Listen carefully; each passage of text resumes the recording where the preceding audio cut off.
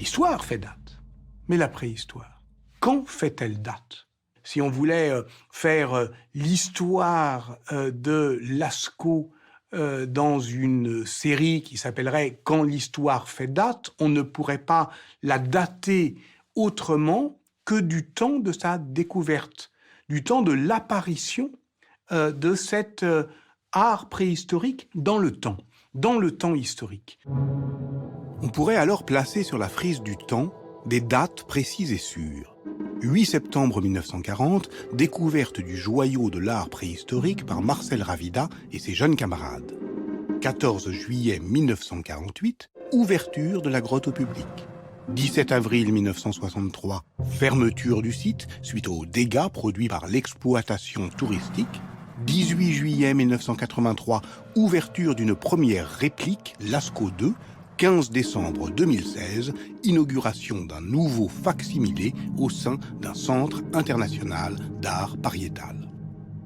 Mais ce qui fait date à Lascaux, c'est pas simplement la découverte d'une grotte préhistorique particulièrement spectaculaire, c'est au fond l'intrusion de la préhistoire dans l'histoire. Ce qu'on appelle la préhistoire, c'est l'histoire de l'humanité sans les textes, l'histoire avant l'écriture. L'écriture, on sait qu'elle naît en Mésopotamie en 3300 avant notre ère, c'est-à-dire 5300 ans avant aujourd'hui. L'histoire commencerait là, avec la possibilité pour les historiens d'interpréter des textes du passé, gravés ou imprimés. Avant, ce serait une préhistoire. Elle remonterait alors aux plus vieux représentants retrouvés de l'espèce Homo sapiens, qui date de 300 000 ans, ou même, selon les avis, au genre Homo. Il y aurait plus de 2 millions d'années. Mais cette délimitation entre histoire et préhistoire est arbitraire. Elle trahit en fait notre incapacité contemporaine à faire récit de traces qui ne sont pas encore de l'écrit. Qu'est-ce qui manque à Lascaux? Qu'est-ce qui manque à Lascaux pour qu'on ne puisse y reconnaître l'humanité tout entière? Et alors, ce qui vacille à ce moment-là, c'est peut-être l'idée même de préhistoire. Et si, au fond, ce qui faisait commencer notre histoire, c'était moins l'écriture que l'art, la naissance de l'art, qu'est-ce qui se noue, au fond, de profond et de mystérieux entre la naissance de l'art et la naissance de l'homme?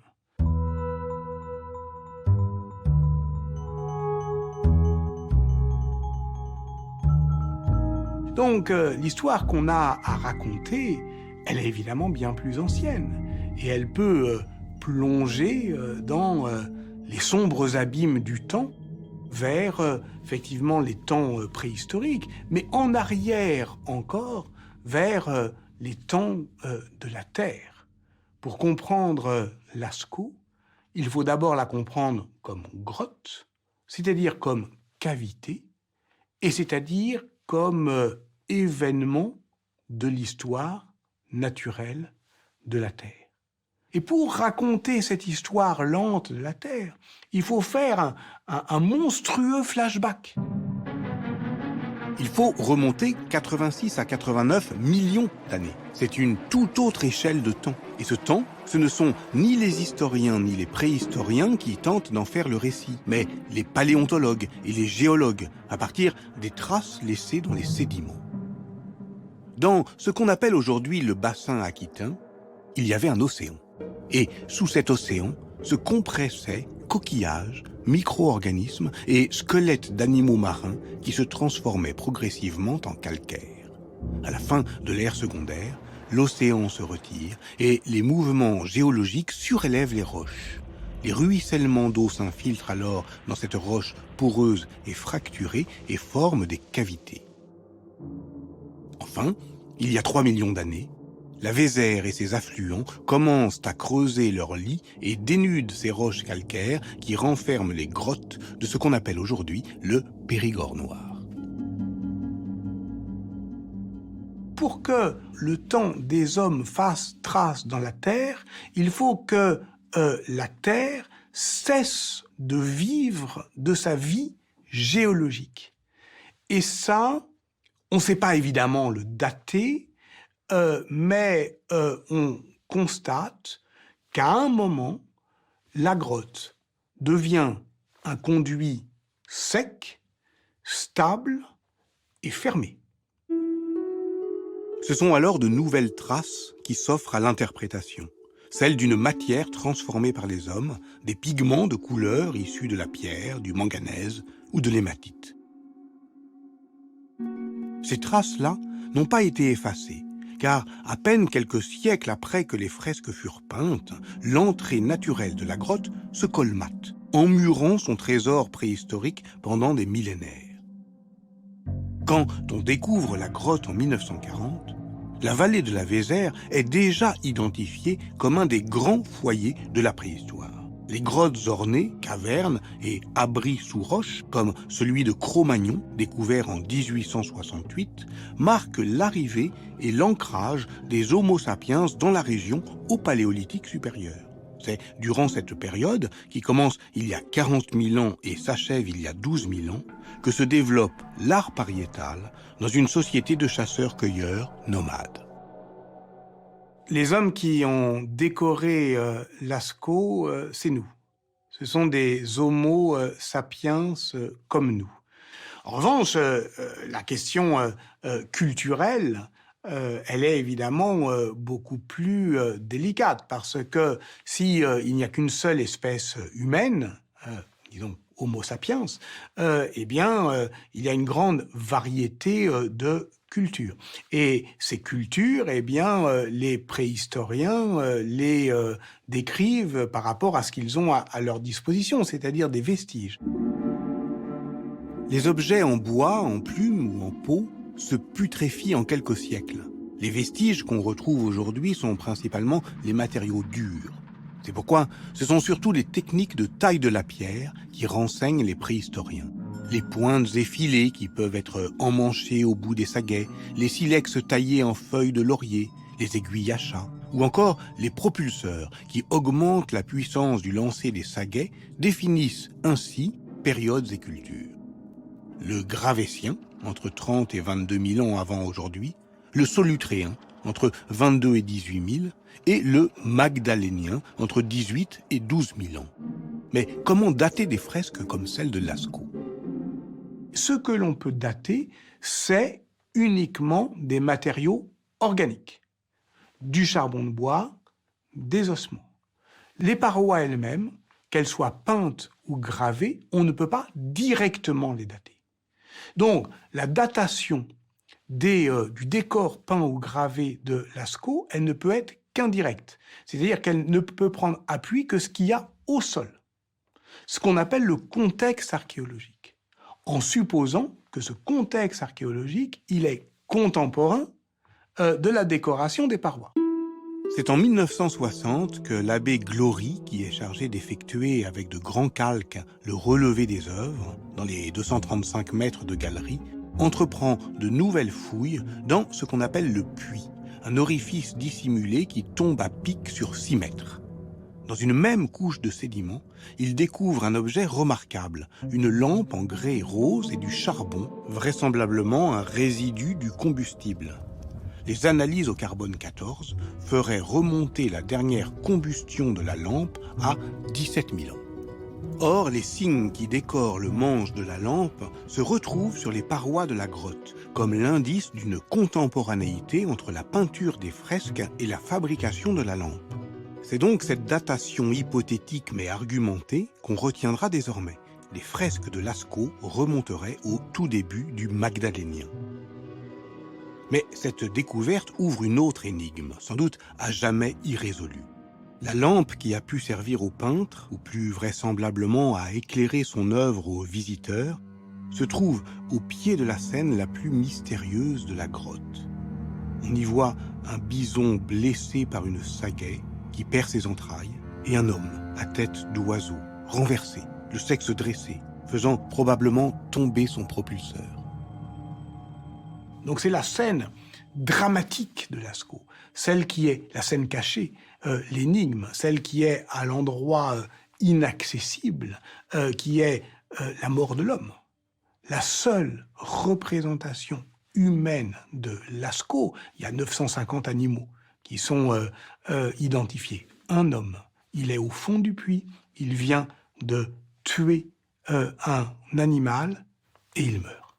Et la lampe de Lascaux est au pied de cette scène, à un endroit où on accédait avec difficulté et où l'air manquait, ou était saturé de dioxyde de carbone, et donc produit un vertige, littéralement un vertige. Que peuvent nous révéler les fresques de Lascaux sur cette société magdalénienne? Que peuvent-elles nous dire de l'organisation familiale, sociale, politique de ces êtres humains qui, dans ces paysages encore peuplés de bisons, d'ours et de lions des cavernes, décidèrent d'orner une grotte? Est-ce qu'on peut faire cet effort d'imagination? Est-ce qu'on peut voir la grotte telle que les premiers hommes qui pénétrèrent la découvrirent? Est-ce qu'on peut descendre avec eux ce cône d'éboulis, voir ces magnifiques nappes blanches immaculées de calcite? Et est-ce que on peut imaginer des hommes se dire « Ah, ça c'est beau ». Ils ont vu ce qu'offrait cette paroi, tout ce qu'on pouvait faire dans un lieu aussi exceptionnel. Parce que c'est pas seulement qu'ils le rendent exceptionnel par la peinture, c'est qu'il y a là une possibilité de peinture extraordinaire, un lieu d'image. Et c'est peut-être ça que les fresques de Lascaux nous disent de cette société. Il y avait en son sein des artistes. Les effets de perspective, le contraste entre les lignes nettes, probablement tracées au pinceau, et le duveté des robes des animaux, obtenues par une peinture crachée, témoignent de l'existence de spécialistes. La première division sociale du travail fut peut-être de confier à certains la pratique de l'imaginaire. C'est en tout cas l'hypothèse que reprend le préhistorien François Bon. Pour ces sociétés de chasseurs-cueilleurs du Paléolithique supérieur, le rôle de l'image et le véhicule qu'est l'image de discours, de messages, de compréhension du monde, etc., et c'est même beaucoup plus important et présent encore que l'impression qu'on peut en avoir aujourd'hui. Malheureusement, dans la plupart des cas, évidemment, il n'en reste absolument rien. Et en fait, il nous reste principalement ce qui, pour eux, était aussi certainement l'art le plus caché, c'est-à-dire celui qui est sous terre. Il va de soi que des lieux comme ça devaient être des lieux très importants pour des groupes humains, un ou plusieurs groupes humains, pendant une certaine durée, plusieurs siècles, sans aucun doute, qui y venaient, y revenaient régulièrement. Et ces fresques, même si on n'en maîtrise pas le sens, on peut être à peu près certain qu'elles véhiculent aux yeux des gens qui venaient les observer un discours sur le monde. Voici une licorne, un animal imaginaire qui ouvre une grande cavalcade d'animaux dans la salle principale de Lascaux, longue de 17 mètres, qu'on appelle la rotonde. Se succèdent alors chevaux, cerfs et aurochs, l'ancêtre sauvage de la vache. Plus loin, des cerfs qui traversent une rivière. Là, 2 bisons adossés. À l'entrée d'un couloir étroit, un mystérieux cheval renversé. On ne peut pas ne pas voir qu'on est devant une mise en scène. Il y a un récit. Il se passe quelque chose. C'est pas simplement des gravures, c'est pas simplement des représentations animales. Il y a un projet d'ensemble. C'est évident. On ne peut pas ne pas le voir. Il y a un grand récit. Mais quel est ce grand récit? Les chercheurs n'ont jamais cessé de vouloir faire parler les fresques. Le célèbre préhistorien André Leroi-Gourhan a même évoqué un langage dont il a tenté de reconstituer la syntaxe. Mais une traduction est bien sûr impossible, et s'il s'agit d'un langage, il est à jamais perdu. Alors on peut tenter, comme Norbert Aujoula ou François Bon aujourd'hui, de décrypter l'organisation spatiale de la grotte. Quand on pénètre dans la grotte de Lascaux, le premier espace, c'est celui dans lequel on est, c'est la rotonde. C'est l'espace le plus vaste de la grotte, en tout cas c'est un des espaces les plus vastes de la grotte, avec cette gigantesque fresque qui fait, qui fait une bonne partie de la circonférence de cet espace, qui est un espace, je dirais, dans lequel il est assez facile de se tenir assez nombreux et dans lequel on pénètre très facilement.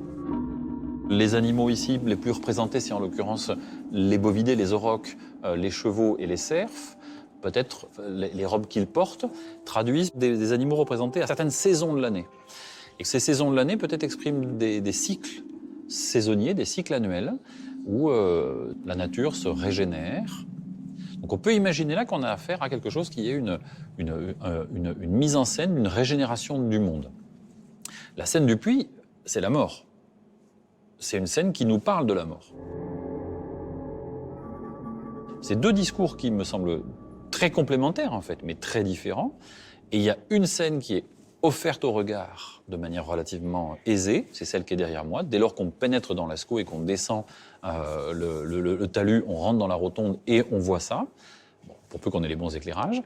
Autant pour aller au puits, là il faut vraiment un parcours qui vous amène jusqu'à ce puits, mais qui est un des espaces les plus confinés, les plus dissimulés de la grotte. Et ça, moi j'ai du mal du coup à imaginer que si pour avoir été à ce point-là cacher des éléments du discours dans les endroits les plus dissimulés de la grotte, qui ne peuvent pas être atteints sans être initiés à cette grotte, je pense que si on est initié au cheminement, c'est parce que le discours qui nous est délivré mérite aussi une initiation.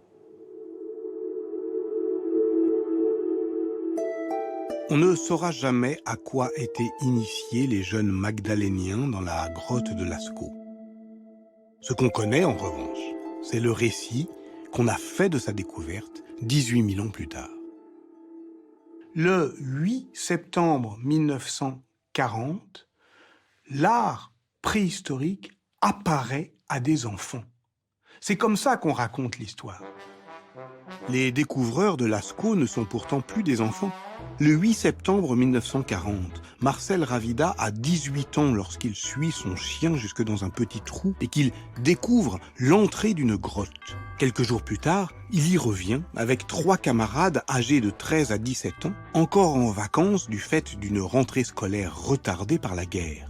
Ce sont alors des centaines d'animaux et signes peints sur des parois qui s'éclairent à la lumière de leurs torches. Ils dévoilent leur découverte à leur ancien instituteur, Léon Laval. Archéologue amateur, l'instituteur comprend l'ampleur de la découverte et fait alors appel à l'abbé Breuil, réfugié à Brive. Et dès la fin septembre 1940, celui qui se laisse plaisamment appeler le pape de la préhistoire authentifie la grotte comme chef-d'œuvre de l'art préhistorique. Alors là, on a une scène de la mystique nationale.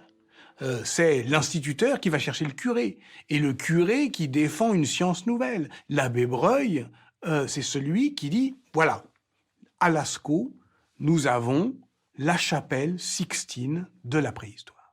Et ça, c'est fin septembre 1940. Et c'est pourquoi cette scène-là, elle fait date dans l'histoire, qui est l'histoire contemporaine, qui est l'histoire de la France, défaite et de ce miracle qui est que la France défaite trouve à se racheter de ses trahisons et de ses débâcles dans cette apparition providentielle. Et pendant ce temps-là dans le monde, la guerre évidemment. Le 7 septembre, la veille de la découverte de Lascaux, a commencé le Blitz, le bombardement intense de la ville de Londres par 100 bombardiers de la Luftwaffe. Au même moment, les Japonais s'emparent de la Thaïlande et occupent le Tonkin. La guerre est mondiale, et c'est en Afrique qu'à la fin du mois de septembre 1940, les forces françaises libres du général de Gaulle, alliées à l'armée britannique, affrontent victorieusement la marine de Vichy au large de Dakar. Mais qu'est-ce alors que la France ? Lorsque Simon Cohen-Casse, le plus jeune découvreur de Lascaux, rentre à Paris, il tombe sous le coup du statut des Juifs. En effet, en juillet 1940, 2 mois avant la découverte de Lascaux, Philippe Pétain prend les pleins pouvoirs du régime de Vichy et collabore avec l'occupant nazi. Tel est le contexte dans lequel se forge l'image d'Épinal de l'apparition des origines de l'humanité à des enfants, image qui annonce l'ouverture du site au grand public. L'histoire de l'exploitation touristique de Lascaux est l'histoire d'une catastrophe, et l'histoire d'une destruction, et l'histoire d'une destruction en accéléré. Entre 1948 et 1963, on estime qu'1 million de visiteurs est descendu dans la grotte, soit une moyenne de 1000 par jour. Le dioxyde de carbone exhalé par les touristes et la chaleur altèrent irrémédiablement les fresques. Après 15 années d'exploitation touristique intensive, André Malraux, ministre chargé des Affaires culturelles, décide la fermeture de la grotte au public. 1 million de visiteurs l'ont vue et plus personne ou presque ne la verra. Ensuite, elle se ferme en 1963. Elle se scelle comme un sanctuaire. On sait désormais qu'il y a derrière cette lourde porte que plus personne ne franchit ou presque, une œuvre en train de disparaître. Ce qu'on va voir à Lascaux aujourd'hui, ce n'est plus Lascaux, mais ses répliques. Lascaux II d'abord, qui aura demandé 11 ans de travail à la peintre Monique Pétral, Lascaux III, qui parcourt le monde, et aujourd'hui le fac-similé Lascaux IV. On admire la prouesse artistique et technique, l'obstination des femmes et des hommes à vouloir conjurer l'inéluctable travail de destruction du temps, à tenter de retenir l'oubli dans un musée, en contrebas de la véritable colline de Lascaux.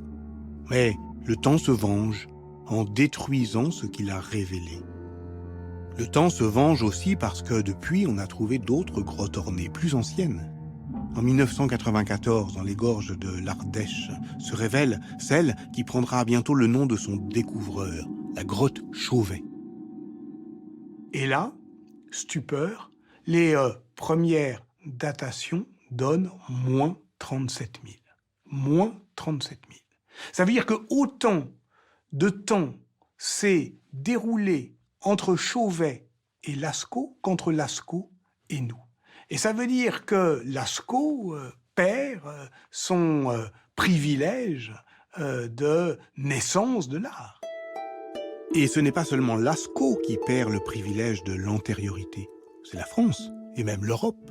En 2014, en Indonésie, on découvre des grottes ornées datées de plus de 40 000 ans. Et puis, il y a également les objets gravés, comme ceux découverts en Afrique du Sud et qui remontent, eux, à 70 000 ans. Alors, que reste-t-il à Lascaux aujourd'hui? Qu'a-t-elle encore à nous dire? En 1955, Georges Bataille publie un livre majeur, Lascaux ou la naissance de l'art. Comment le lire aujourd'hui, ce livre? Alors que nous savons que Lascaux n'est plus la naissance de l'art, qu'il y a de l'art avant Lascaux. Eh bien, ce que dit Bataille dans ce livre, c'est au fond que l'homme a peint à Lascaux une animalité qu'il était en train de perdre. C'est une société de chasseurs-cueilleurs. L'homme est en train de devenir le maître de l'animal et à Lascaux, il rend un dernier hommage poétique à la puissance souveraine de la force animale. Et ce moment-là, pour Georges Bataille, est le moment clé de notre modernité. Il faut comprendre pourquoi il écrit ça. Le monde vient de vivre l'éclair d'Hiroshima. Et Bataille écrit « Je suis frappé du fait que la lumière se fasse sur notre naissance au moment même où la perspective de la mort nous apparaît. » Bataille met en rapport la préhistoire et l'après-histoire. Le fait que la capacité de destruction de l'homme pourrait précipiter sa fin et que la Terre reviendra peut-être au temps de la Terre, que le temps d'avant l'homme préfigure celui d'après l'homme. Lascaux se comprend depuis nous, depuis notre présent. Nous, désormais, qui ne sommes plus les enfants de 1940, mais qui sommes les filles et les fils d'après Hiroshima, d'après les grandes destructions du XXe siècle, qui savons la puissance inimaginable de destruction des hommes. Et voici pourquoi tout se résout, peut-être, dans cette scène du puits, dans cet homme, le seul homme de Lascaux, qui vacille, qui tombe au moment où il s'est rendu maître des puissances animales. Ce qu'on va voir à Lascaux aujourd'hui, ce n'est pas l'origine de l'homme, c'est l'inquiétude face à la fin de l'humanité. C'est au fond l'incommensurabilité entre le temps de l'homme et le temps de la Terre.